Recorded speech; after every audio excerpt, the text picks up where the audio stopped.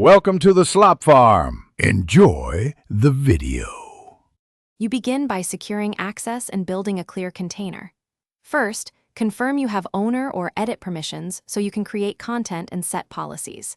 Next, create a site and a top-level document library named with a team prefix to avoid confusion.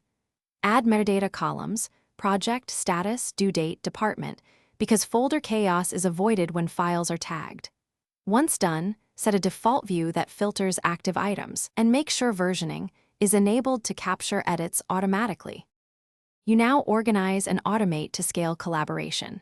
Start by designing saved views that filter and group by project or status so people see what matters at a glance.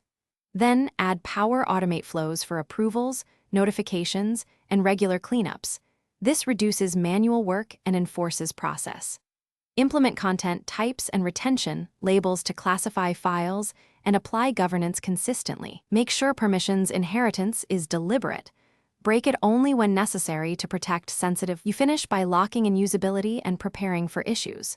Publish clear navigation, quick training links, and an FAQ so new users onboard fast.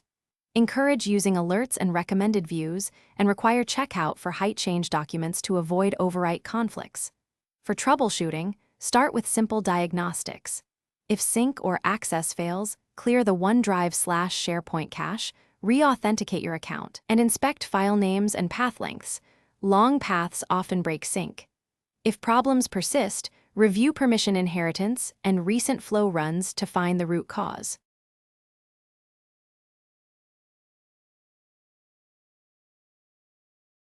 Thanks for watching. Consider subscribing if we helped you today.